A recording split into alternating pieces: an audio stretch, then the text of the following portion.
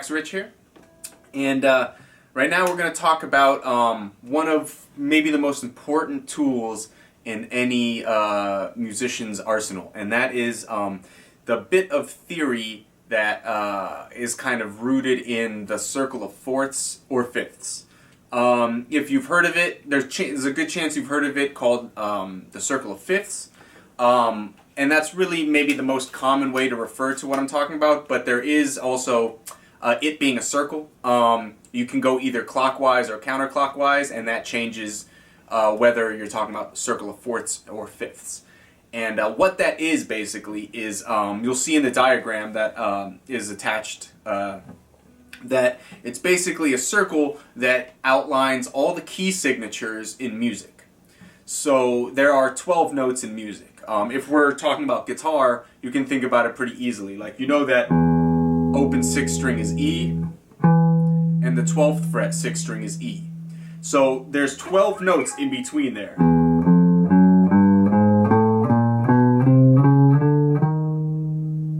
And then back to E, and it starts over.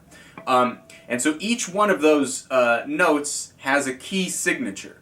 And what that means is, basically, if you were thinking of the musical alphabet, which is from A to G, with sharps in there. And what I mean, sharps, of course, being sort of like we talked about in a few previous lessons, sharps are like the in-between notes. So for example, if you have the note C right here, and then you have D right there, there's a note in between.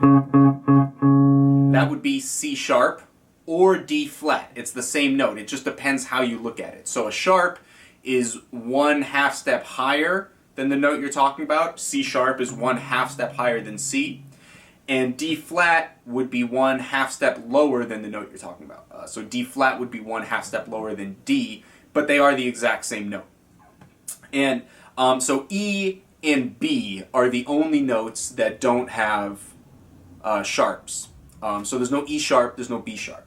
Which means if you're going from C right here up to C right here, we're going to do it all on the same string, that means you go C, C sharp, D, D sharp, E, F, F sharp, G, G sharp, A sharp, B, and then you finish with C.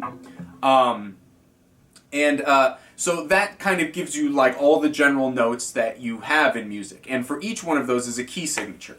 And the key signature tells you which notes are sharp and which aren't.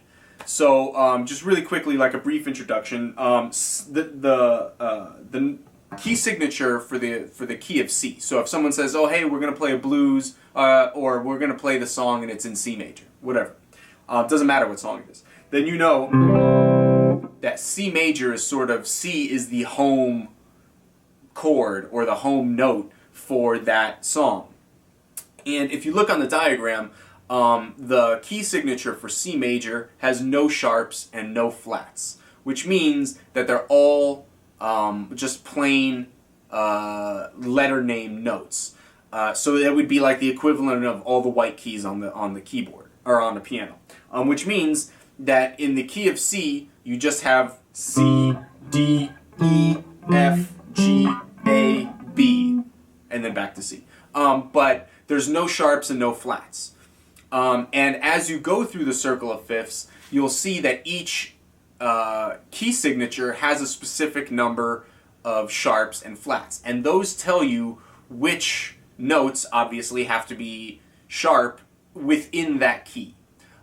So another swift example, the key of G major, the next one, if you're going clockwise along the diagram, the next one you'll notice has one sharp, and it's on the staff, right, the lines of music. It's not tablature because there's not 6 lines, there's 5 lines, and on the top line of that, that top line is F, and you'll see a little hashtag or a little pound sign, and that means that F is sharp.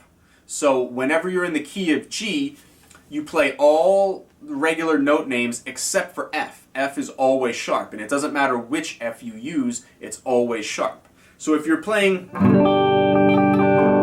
in the key of G, and you want to play an F note, or like you want to, maybe scale down from F, or I'm sorry, from G down to E, you would play G and then F sharp and then E. And the ability to understand and really internalize key signatures is huge, because it tells you, especially if you're improvising or writing a song or whatever, what notes are acceptable within what key. And I don't want to say acceptable in the form of like there are certain notes that you should definitely never play, or it's not like that. It's just generally like sort of like a formula of what makes that specific sound. So if you're looking for a G major sound, there should always be an F sharp. If you're going to play an F, it should be an F sharp, not an F natural. And that's really the main thing with the circle of fourths and fifths. And it changes how you look at it, right? So if you go clockwise or counterclockwise, they yield different chord progressions. And so in this lesson, we're going to talk about all these kind of concepts, how to navigate the circle of fourths or fifths, the difference between going clockwise and counterclockwise, and the types of chord progressions that can come out of that. So stick around and make sure that you have that diagram handy so that you can refer back to it at any point. So don't go anywhere.